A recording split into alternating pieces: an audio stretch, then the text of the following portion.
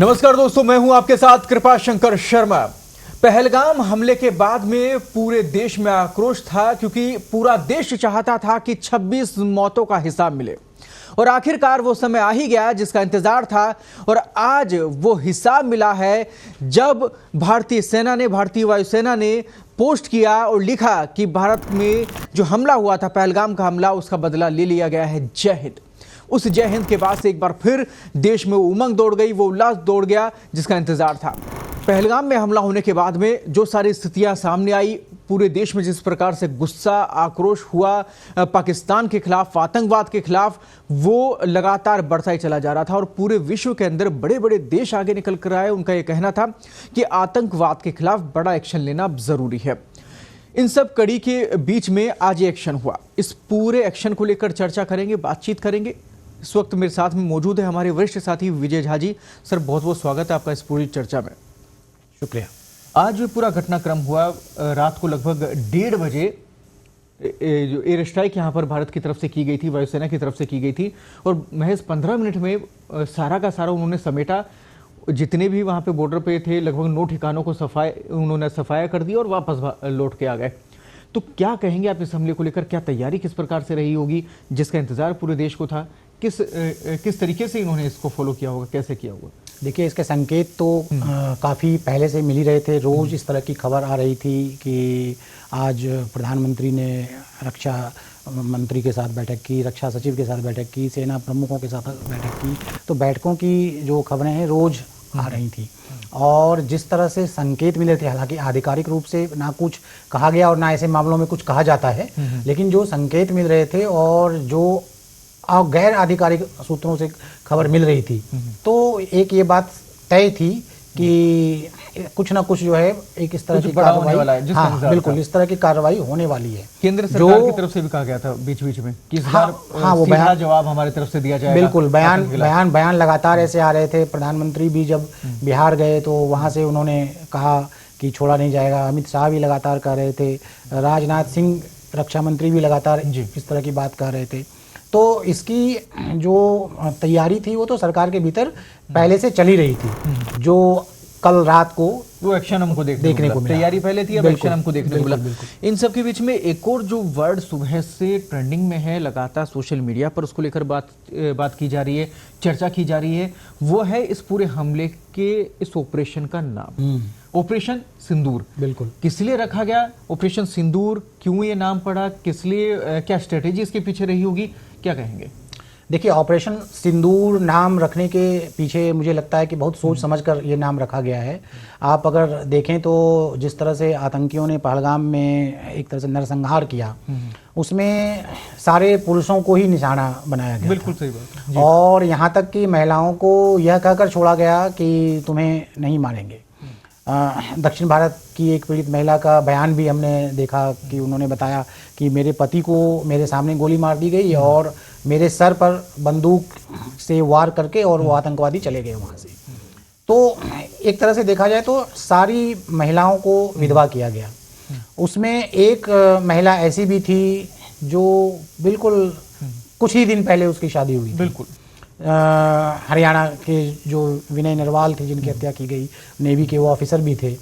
तो एक तरह से भारत ने एक संदेश दिया है। संदेश सिर्फ आतंकवादियों को देना जरूरी नहीं था, अपने देश की जनता को भी संदेश देना जरूरी था।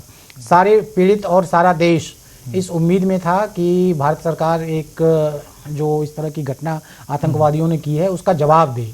बिल्कुल। तो समाज को एक संदेश देने के लिए और ये एक मैसेज भेजने के लिए कि जो हमारी नागरिकों का, हमारी महिलाओं का सुहाग जो उजाड़ा गया, उसका बदला हमने इस तरह से लिया। और हमें लगता है कि ऑपरेशन सिंदूर नाम देने के पीछे जरूर ये कारण रहा होगा। और ये जरूरी भी है, क्योंकि अगर हमारे देश में अगर कोई घुसकर अगर कुछ वार करता है और कहीं ना कहीं कायराना हरकत, इसको जरूर कहा गया, लेकिन जवाब मुंह तोड़ी मिलेगा। और जैसा कि प्रधानमंत्री ने स्वयं ने कहा था, उन्होंने खुद ने कहा था कि इस बार जो जवाब है वो ऐसा मिलेगा कि इनको हमेशा याद रहने वाला है और इस बार गलती माफ नहीं की जाएगी। ऐसा ही अभी हुआ है। और इसके बाद में, यानी कि अब जब पूरी स्ट्राइक हो गई है, इसके बाद यहाँ एक और बड़ा मैसेज पाकिस्तान की तरफ से भी आया है। उनका ये कहना है कि उनकी तरफ से भी जवाब दिया जाएगा, वो हो सकता है वो भी हमला करें, उसको लेकर आपको क्या लगता है कि क्या उनकी तरफ से एक्शन होगा? क्योंकि पाकिस्तान देश के अंदर कहीं पे भी हमला नहीं किया गया पाकिस्तान में, ना ही वहां के नागरिकों को नुकसान पहुंचाया गया। ये हमला था आतंकवाद के ऊपर, तो फिर पाकिस्तान क्यों बौखलाया हुआ है? नहीं, पाकिस्तान का बौखलाना तो वाजिब ही है और वो हमले से पहले भी बौखलाया हुआ था लगातार। कल भी अगर आप पाकिस्तान के रक्षा मंत्री का बयान सुने तो उनका बयान यही था कि अगर भारत की ओर से ऐसा कुछ हुआ तो मुंह तोड़ जवाब दिया जाएगा। बल्कि उनका ये कहना था कि हम नहीं तो कोई नहीं, यहाँ तक पाकिस्तान के रक्षा मंत्री ने कहा था।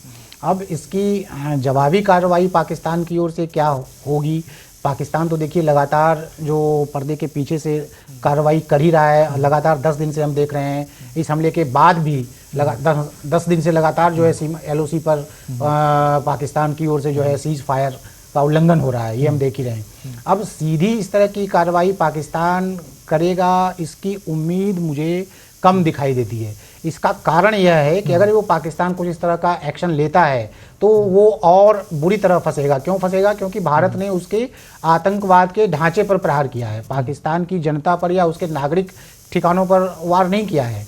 तो इसके जवाब में अगर कार्रवाई होती है तो ये एक मैसेज जाएगा कि पाकिस्तान आतंकवाद को प्रश्रय दे रहा है।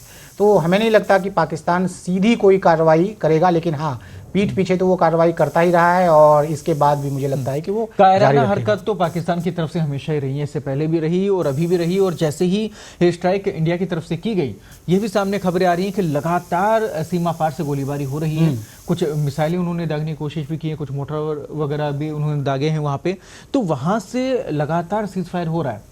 तो उसके ऊपर भी क्या बड़ा एक्शन केंद्र सरकार की तरफ से होगा, उसके ऊपर भी सबकी नज़र बनी है। लेकिन सर, यहाँ पे एक और बड़ी बात जो है, जो अंतर्राष्ट्रीय स्तर पर बहुत मायने रखती है, वो है अमेरिका का इसके ऊपर रिएक्शन। क्या लगता है? देखिए, अमेरिका का पहले, अगर आप इस कार्रवाई से पहले का भी रिएक्शन देखें तो अमेरिका खुलकर नहीं बोल रहा है कि पाकिस्तान इस मामले में आतंकवाद की जो घटना भारत में हुई है पहलगाम में, पाकिस्तान का हाथ है, जैसा भारत दावा करता रहा है। अभी JD वांस जो वहाँ के उपराष्ट्रपति हैं, उनकी भी सदी हुई प्रतिक्रिया आई कि पाकिस्तान भारत को हर तरह का सहयोग देगा और भारत भी इस तरह की कोई कार्रवाई नहीं करेगा जो उन्माद को बढ़ावा दे। अभी ट्रंप ने भी जो बयान दिया था इस कार्रवाई से पहले पहलगाम हमले के बाद, उनका बयान भी ऐसा ही था। और अभी जो ताज़ा अमेरिका का बयान आया है उसमें भी यही कहा गया है कि हम जो है स्थिति पर नज़र रखे हुए हैं। तो अमेरिका इस स्थिति में नहीं है और ना इस स्थिति में आना चाहेगा कि वह खुलकर ऐसा कहे कि भारत के हम साथ हैं, भारत की सैन्य कार्रवाई में हम उसके साथ हैं या पाकिस्तान के साथ हैं। उसकी एक कूटनीति जो डिमांड करती है, कूटनीति यही डिमांड करती है कि आप जो है इस तरह से दिखें कि आप किसी एक के पक्ष में नहीं है। तो अमेरिका अपनी इसी नीति पर चल रहा है और भारत विश्व समुदाय के सामने जी अगर एक कोई ऐसा सबूत लेकर आता है कि इस पाकिस्तान का ही इस पहलगाम हमले के पीछे हाथ है, तो हो सकता है अमेरिका और दुनिया के बाकी देशों की स्थिति जो है वो बदले। लेकिन आज की स्थिति में अमेरिका और बाकी देशों की स्थिति वो कूटनीतिक लिहाज से ही चलेंगे कि दोनों को साथ। पर ऐसी स्ट्रेटेजी कब तक? क्योंकि आतंकवाद लगातार बढ़ रहा है, चाहे भारत जैसे देश हो या बाकी विश्व के भी कई ऐसे देश हैं जो लगातार आतंकवाद का शिकार हो रहे हैं, लगातार ऐसी घटनाओं का शिकार हो रहे हैं, बहुत सारे मासूमों की जान भी जा रही है। तो कब तक ऐसी स्ट्रेटेजी फॉलो की जाएगी जो कि कहीं ना कहीं पीठ पीछे कहलाएगी, या फिर कायराना भी इसे कह सकते हैं, या फिर ऐसा कि भी हम किसी मसले में नहीं पड़ेंगे जब तक हमारे ऊपर कुछ नहीं हो जाए। तो जब तक हम डिफेंडिंग खेलेंगे तो नुकसान उठाना है, और ये नुकसान मानवता का नुकसान है, किसी देश का सिर्फ नुकसान नहीं है। बिल्कुल, लेकिन जो अंतर्राष्ट्रीय राजनीति चलती है वो मानवता का ख्याल सार्वजनिक तौर पर वो दिखावा करते हैं कि मानवता का ख्याल रखते हैं, लेकिन अगर आप व्यावहारिक तौर पर देखें तो आपको साफ अंतर नजर आएगा। जैसे अमेरिका का ही अगर आप उदाहरण लेते हैं तो अमेरिका में 9/11 हुआ, अमेरिका ने बिना किसी के पूछे उसको जो भी सैन्य कार्रवाई करनी थी वो उसने कर दिया। ओसामा बिन लादेन को देश में घुसकर, दूसरे देश में घुसकर उसने जो है मार डाला जी। लेकिन इस तरह की गतिविधि या इस तरह की कार्रवाई अगर किसी दूसरे देश से होती है तो अमेरिका खुलकर साथ नहीं आता है। भी नहीं देते और हाँ, ये हम वो स्टैंड नहीं लेते और यही कारण है कि कहीं ना कहीं पूरे विश्व के अंदर बड़े जो देश हैं, जो विकसित देश हैं, उनकी तरफ से मजबूती से स्टैंड नहीं लिया गया।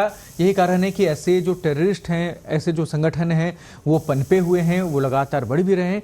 अब वक्त आ गया है उन्हें जवाब दिया जाए और सही मायने में उनका सफाया किया जाए, क्योंकि पूरा विश्व आतंकवाद से पीड़ित है। बहुत सारे देश ऐसे हैं जो अभी भी जूझ रहे हैं, लड़ रहे हैं अपने अपने बॉर्डर्स पर, अपने अपने नागरिकों को बचाने के लिए।